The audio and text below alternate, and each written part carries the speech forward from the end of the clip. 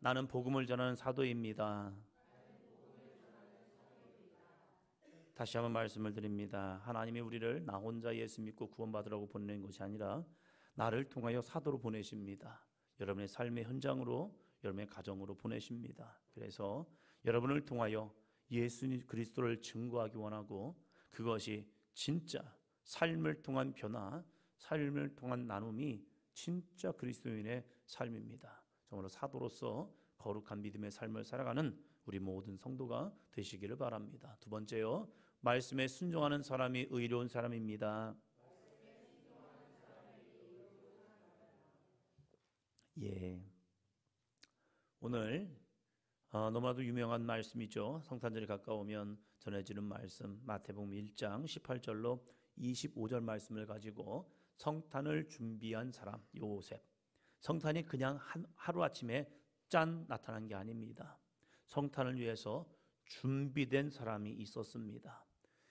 600년 전에 이사야를 통하여 하나님의 말씀이 선포되었고, 그 말씀이 600년이 지나고 이 요셉이라는 한 남자, 마리아라는 한 여자를 통하여 성탄의 기적이 일어납니다. 준비된 사람들, 준비하는 사람들이 있습니다. 우리 모든 성도들이 성탄을 거룩한 믿음으로 준비하며 오늘도 우리에게 행하시는 하나님의 거룩한 은혜를 날마다 전하며 주님과 동행하는 믿음의 삶이 되시기를 바랍니다.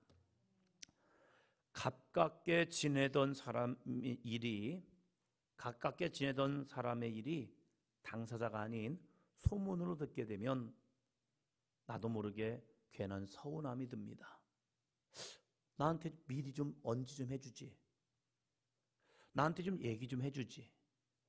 나는 가깝다라고 생각했는데 다른 사람을 통하여 그 소식이 들려오면요, 괜히 서운해요. 특히 나와 문제될 이야기들이 있잖아요.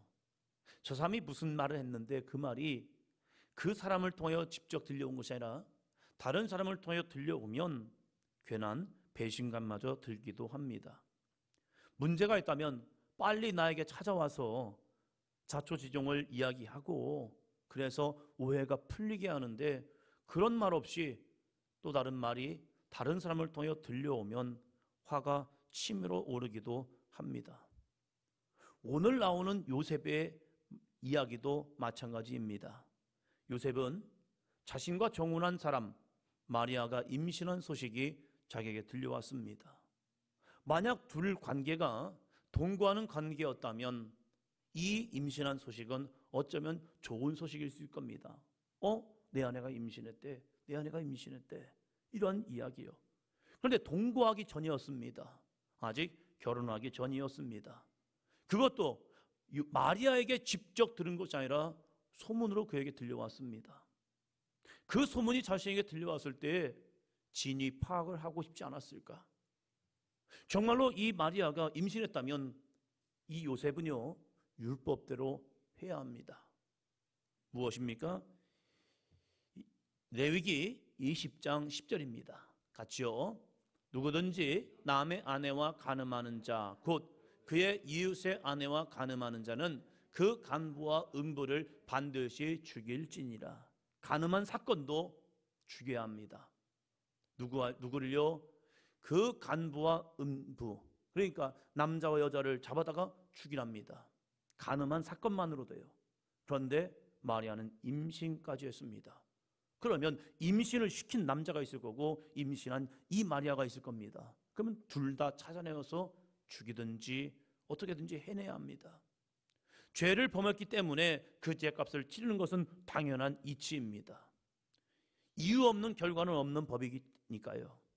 정말로 마리아가 임신했다면 그 문제, 간음했기 때문에 결코 살려둘 수 없는 것이 율법입니다.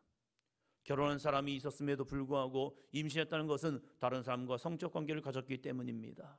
그래서 마리아를 찾아가 따져 물어야 합니다. 이게 어떻게 된 거야? 요셉 입장에서는 배신감과 억울함이 같이 밀려왔을 겁니다. 여러분이 요셉이라면 어떻게 하겠습니까? 그런데 성경은 요셉의 마음을 이렇게 전합니다. 19절 말씀입니다. 그의 남편 요셉은 의로운 사람이라 그를 드러내지 아니하고 가만히 끊고자 하여. 대부분의 사람은요, 이런 경우가 되어지면 신부의 아버지를 찾아갑니다. 그리고 따집니다. 아니, 딸 관리를 어떻게 했길래 이렇게 돼버렸습니까? 이게 뭐예요? 그러면 그 아버지는요, 여자의 아버지는 가문에 수출하게 해서 그 아버지가 친히 이 아이를 밖으로 끌고 가서 동네 사람들과 함께 돌로 쳐 죽이든지 아니면 그 남자에게 맡겨버립니다. 왜요? 우리 가문의 수치이기 때문에요. 그런데 요셉은 의로운 사람이므로 마리아가 사람들 앞에서 수치를 당할까 봐 가만히 그냥 파혼하기로 마음을 먹었습니다. 누구보다도 요셉 당사자가 궁금했을 텐데 마리아에게 물어보지도 않았습니다. 왜 그랬을까? 무엇 때문일까? 요셉의 마음에는 그런 마음이 있었던 것 같아요. 말 못할 사정, 그럴 만한 이유가 있겠지라며 그냥 넘어갑니다. 그냥 넘어가지만 요셉의 마음에는 무슨 마음이 있었을까? 굉장히 번민했을 거예요. 이게 뭐야? 이게 뭐야? 이게 뭐야?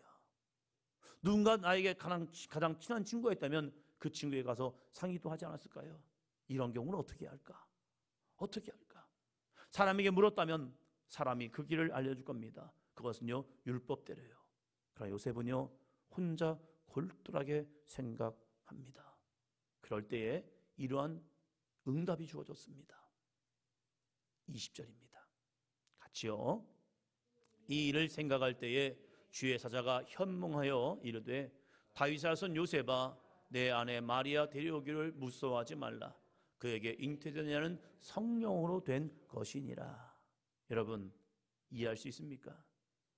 사람이 골똘히 생각하면요, 그 생각을 하고 자다 보면 그 생각이 꿈으로 이어질 때가 있습니다. 왜 그럽니까? 내가 너무 생각을 많이 해서 그래요. 요셉은요, 이 일을 생각할 때에 이 일을 생각하면서 잠이 든 겁니다. 그때에 주의 사자가 현몽하여 꿈에서 나타나는 겁니다. 그러면서 이렇게 말합니다. 다윗의 자손 요셉아. 다윗의 자손 요셉아 라고 하는 것은요, 아무나 이런 말을 듣지 못합니다. 다윗의 자손이라는 것은요, 다윗에게 주었던 약속이 있어요. 하나님께서 다윗에게 주신 언약이 있단 말이에요. 다윗이 하나님께 성전을 봉헌하고 싶은 마음으로 하나님, 내가 성전을 짓게요 라고 했을 때에 하나님께서 아니야, 너는 안 돼 하면서 그럼에도 불구하고 그 거룩한 마음, 그래서 다윗에게 언약을 주셨어요. 통치의 귀가 다윗을 통하여 영원히 지속될 것을 주었어요. 그래서 다윗의 이 자손이라는 것은요, 다윗의 계보를 잇고 다윗의 왕권을 차지할 수 있는 그러한 삶인 거예요. 그러나 요셉은 지금 어떤 상황인데요? 배운 것도 없고 가진 것도 없고 사람들에게 어쩌면 천시당하는 그런 목수의 일을 하는 요셉이었어요. 그 당시 목수라는 것은요, 그냥 잡부예요. 사람들이 무슨 일을 시키고 싶으면 야, 좀 와서 우리 집 일 좀 도와줄래 하면요, 가서 그냥 일을 도와주는 거예요. 하는 거예요. 그 당시에는 목수보다는 석수, 집을 짓거나 할 때 일을 도와주는 그런 사람이었단 말이에요. 자신이 가진 양도 없어요. 그리고 재산도 별로 없어요. 만약에 그에게 배가 있었다면 그는 배를 가지고 어부일을 했을 거예요. 그러나 그에게는 재산이 없다는 거예요.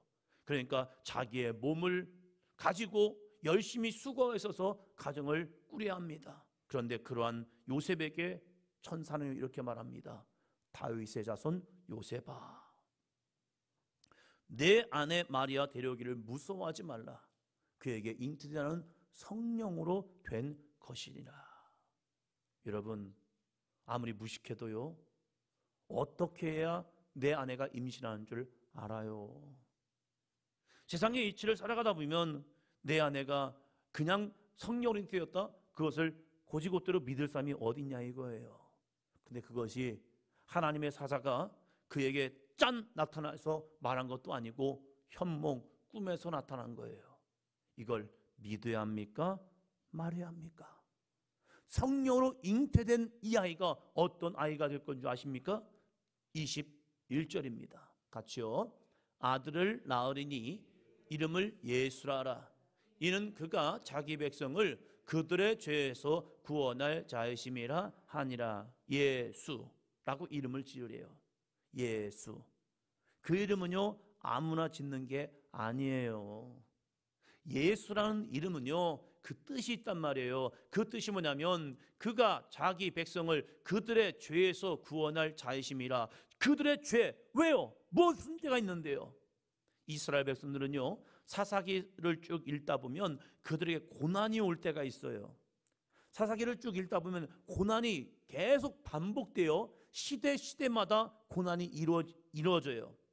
많은 이방 민족을 통하여서 이 이스라엘 백성들이 고난을 만납니다. 그럴 때마다 그들은 뭘 합니까? 회개라는 걸 합니다. 하나님, 우리가 잘못했어요. 우리가 하나님께 죄를 지었습니다. 그래서 지금 이 민족이, 이 백성이 우리를 침략해서 우리에게 어려움을 줍니다. 하나님, 이 어려움에서 우리를 건져주세요 라고 하면서 이 백성들은 회개를 합니다. 그러면요 사사들이 나타나서 이들의 회개 가운데 사사가 나타나서 이들을 구원해 줍니다. 그래서 그들을 때로는 기름 부음 받은 자, 메시아, 그리스도라고 말합니다. 그런데 이 마리아가 낳을 아들, 내 정혼한 여자가 낳을 아들, 그 아들이 뭐냐? 이름을 예수라라. 그 뜻이 그가 자기 백성을 그들의 죄에서 구원할 자이십니다. 아니, 이 아이가 정말 보잘것없는 우리의 가문에서, 우리의 가정에서 이러한 삶이 난다? 이것은 허황된 꿈일 수 있습니다. 내 아이에게 예수라는 이름을 져주면요 사람들이 이렇게 비웃을 겁니다. 야, 웃기고 있네. 야, 무슨 네 아들이 무슨 예수야. 야, 이게 가당한 일이야? 사람들은 그를 향해서 이건 정말로 이루어질 수 없는 꿈이라고 말할 수 있습니다. 그런데 주의 사자가 요셉에게 그 임신한 아이, 그 아이가 무엇을 할 것인가를 요셉에게 말하고 있는 거예요. 22절, 23절입니다. 이 모든 일이 된 것은 주께서 선지하신 말씀을 이루려 하심이라. 이르시되 보라, 처녀가 잉태하여 아들을 낳을 것이요 그의 이름은 임마누엘이라 하리라 하셨으니 이를 번역한즉 하나님이 우리와 함께 계시다 함이니라. 어떻게 이런 일이 가능하느냐? 이것은 너희들이 믿는 선지자, 그 선지자를 통하여 미리 말씀하신 그것을 이루려 하심이라. 그런데 그것이 무엇이냐? 보라, 처녀가 잉태하여 아들을 낳을 것이요 그의 이름은 임마누엘이라 하리라. 이것이 내 안에 내가 정혼한 저 마리아를 통하여 이루어질 거야. 여러분, 믿어야 합니까? 말해야 합니까? 이거 참 고민된 일이에요. 나는 이 여자가, 나와 정혼한 마리아가 부정하여서 임신했다고 생각했어요. 근데 꿈에서 이러한 일을 받은 거예요. 이것을 어떻게 내 삶에 적용을 해야 합니까? 어떤 분이 저한테 이렇게 나와서 물어봅니다. 목사님, 제가 꿈을 꿨는데요 이런 꿈을 꿨어요 하면서 이야기를 합니다. 그래서 그 꿈에 대한 이야기를 해드립니다. 아, 그 꿈은요 이렇게 된 거예요. 그래요? 알겠습니다. 이야기는 듣지만 행함은 없어요. 우리가 기도할 때 하나님이 우리에게 응답을 주실 때가 있습니다. 선명하게 분명하게 나에게 말씀하실 때가 있어요. 그 응답을 받고 우리는 어떻게 합니까? 순종합니까? 아니면 그냥 응답하셨나 보다라고 말합니까? 설교를 통하여 하나님의 음성을 듣습니다. 주님의 역사하심을 우리가 경험하게 됩니다. 그러고 나서 나의 삶은 어떻게 변화되어져 가고 있냐 이거예요. 때로는 아픈 분들을 신방하여서 그들 기도해 드립니다. 기도해 줄 때 희한한 능력이 나타나요. 목사가 대단한 것이 아니라 주님께서 그 믿음의 기도에 응답하시는 거죠. 그래서 치유라는 것을 경험합니다. 목사님 기도할 때 갑자기 뜨거워지고 제 몸이 맞춰지고 제 안에 있는 통증이 떠나가더라고요.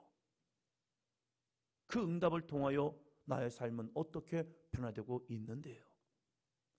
요셉은 고민했습니다. 나와 정혼한 마리아가 내 아이가 아닌, 모르겠어요 누구의 아이인지 말도 안 합니다. 물어보고 싶지도 않았습니다. 그래서 그냥 파혼으로 끝내고 싶었는데 갑자기 꿈 중에서 주의 사자가 나타나서 이 아이가 예수고 자기 백성을 그들의 죄에서 구원할 메시아라고 말합니다. 그리고 그 아이를 낳으라고 말합니다. 다른 사람 이야기면 그럴 수 있겠네 라고 말하지만 내 일인 거예요. 이것을 어떻게 반응해야 합니까? 왜 성경은 요셉을 향하여 의로운 사람이라고 이야기했을까? 왜 성경은 그가 의로운 사람이라고 말하고 있는지 아십니까? 바로 이 사건 때문입니다. 24절입니다. 요셉이 잠에서 깨어 일어나 주의 사자의 분부대로 행하여 그의 아내를 데려왔으나, 할렐루야, 많은 응답을 받아요. 어떤 교인들과 이야기하다 보면요, 어렸을 때부터 하나님의 살아계심과 역사하심, 하나님이 나와 동행하심을 이야기합니다. 하나님이 선명하게 분명하게 나의 삶에 개입하시고 은혜 주신 것을 알아요. 그런데 그 하나님의 말씀에 순종하는 모습은 없어요. 요셉, 정말로 보잘것없는 사람이요, 가진 것도 배운 것도 없는 사람입니다. 그런데 그가요, 왜 의로운 자가 되느냐? 그는 억울한 일, 이해할 수 없는 일을 참고 인내하기 때문에 의로운 사람이 아니라, 요셉이 의로운 사람이라고 인정받는 이유는 이해할 수 없는 일을 만났음에도 말씀에 순종하여 받아들이는 사람이었기 때문에 그는, 요셉은 의로운 사람이 됩니다. 할렐루야. 한번 같이 읽어볼까요? 시작. 의로운 사람은 이해할 수 없는 일을 만났음에도 말씀에 순종하여 받아들이는 사람. 할렐루야. 이것을 성경은 의인이라고 말합니다. 여러분, 십자가의 은혜가 믿어집니까? 이해가 됩니까? 하나님이 친히 인간의 몸을 통하여 땅에 오셔서 죄인의 몸으로 십자가에 달려 죽으시고 그 십자가의 죽으심으로 온 인류의 죄가 사함을 받는다. 할렐루야. 이게 이해가 되냐 이거예요. 이게 이성적으로 이해가 됩니까? 신이 인간이 되었다는 자체, 인간이 참 하나님이 되셨다는 사건, 이것은요 이성적으로는 모순이에요. 신이 인간이 되는 순간 더 이상 신은 아닌 거예요. 그 신이 인간에게 의하여 십자가에 달려 죽었다? 신이 죽었다? 그러면 신입니까? 신은 결코 죽으면 안 돼요. 그래서 십자가는요 이성적으로는 모순입니다. 그래서 바울은요 십자가의 복음을 전할 때는요 이것의 지혜로운 사람에게는 미련한 도예요. 그러나 믿는 자에게는 하나님의 의를 이루는 구원의 통로가 됩니다. 할렐루야. 하나님은 우리를 의롭다 하시는 것은요 우리가 잘 살고 멋있게 살고 대단하게 뭔가를 이루고 살았기 때문에 야 너 의인이야 라고 말하지 않아요. 성경에서 말하는 의의 기준은요 내가 하나님의 말씀에 오늘도 순종한다면 그 사람은 의인이 됩니다. 할렐루야. 노아가 완벽합니까? 아니에요. 노아는 완벽한 자가 아니에요. 그에게도 허물이 있어요. 아브라함이 대단한 믿음의 거장입니까? 아니죠. 아브라함의 사건들을 쭉 보면요 그는 속 좁은 인간이에요. 그래서 내가 살고자 아내를 팔아버리는, 다른 남자에게 넘겨줘버리는 그런 참 매정한, 남편의 구실도 잘못하는 그러한 아브라함이었단 말이에요. 그런데 하나님은 아브라함을 의인이라 칭하시는 거예요. 왜요? 그가 믿었거든요. 누구를요? 전능하신 하나님을 믿는 믿음으로 나아갔거든요. 할렐루야. 안 될 것 같은 상황인데도 불구하고 하나님이 야 돼! 라고 말씀하면요 아브라함은 내 안에 있는 이성, 내 안에 있는 지식, 내 안에 있는 경험을 내려놓고 예 내가 믿겠습니다 라는 거룩한 믿음의 삶을 살았기에 그를 믿음의 조상이라고 말합니다. 여러분, 요셉의 의인이 되는 것은 다른 게 아니에요. 인간적으로는 이해가 할 수 없어요. 내 아내 될 사람이 내가 그 여인과 동침하지 않았는데 임신을 했고 그 임신하면서 아들을 낳을 것인데 그것이 바로 선지자의 말씀이었다. 그런데 그분이 누구냐? 바로 우리들의 죄를 사하실 그리스도다. 그걸 믿어라 라고 하는 거예요. 그것도 꿈이에요. 이러한 꿈이 주어지면 그냥 잊어버리면 된다니까요. 이거 잘못된 꿈을 꿨어. 이거 잘못된 거야. 이거 나만 상관없어 라고 할 수 있음에도 불구하고 요셉을 보면요, 요셉은 잠에서 깨어 일어나 주의 사자의 분부대로 행하여 그의 아내를 데려왔으나, 할렐루야, 순종해요. 이해할 수 없어도, 감당할 수 없어도 순종하는 것, 이것을 믿음의 사람, 의인이라고 말하고 있습니다. 사랑하는 성도 여러분, 우리가 신앙생활할 때 이해할 수 없는 하나님의 말씀이 나에게 주어질 때가 있어요. 내가 감당할 수 없는 하나님의 말씀이 나에게 주어질 때가 있어요. 그때 어떻게 반응하느냐? 불의한 사람, 죄인은 누구입니까? 하나님의 말씀이 주어졌음에도 불구하고 자기의 상황과 형편에 따라 자기 마음대로 살아가는 사람입니다. 도덕적으로는 문제가 없을지라도 하나님의 말씀에 순종하지 않는다면 그 사람은 하나님 보시기에 악한 자예요. 악한 자예요. 이것을 요한복음 3장에서 이야기하고 있단 말이에요. 하나님의 말씀을 믿는 자, 그 사람에게는요 영생을 얻지만 그 말씀을 믿지 않는 자는요 영생이 아니라 멸망에 들어간대요. 심판을 받는다는 거예요. 내가 저 사람보다는 더 잘 산 것 같은데, 내가 저 예수 믿는 사람보다는 더 깨끗하게 산 것 같은데, 근데 왜 나에게 구원이 없습니까? 아니요, 하나님의 심판의 기준은 네가 얼마나 깨끗하고 잘 살았냐, 그것보다 더 중요한 것은 내가 나의 말을 믿었느냐 믿지 아니하였느냐, 이것이 하나님의 선택의 기준이래요. 사랑하는 성도 여러분, 요셉은요 이해할 수 없어요. 이것은 나에게 정말로 감당할 수 없는 그러한 말씀이었어요. 그럼에도 불구하고 그것이 하나님의 말씀임을 확증하고 내 아이가, 이 아이가 그가 자기 백성을 그들의 죄에서 구원할 자심을 믿고 아내를 들여옵니다. 그리고 25절 볼까요? 25절, 아들을 낳으리니 낳기까지 동침하지 아니하더니 나음의 이름을 예수라 하니라. 이 아이가 낳기까지 아내를 데려왔지만 동침하지 아니하고요, 나음에 그 이름을 예수라 하니라. 모든 것을 그냥 순종합니다.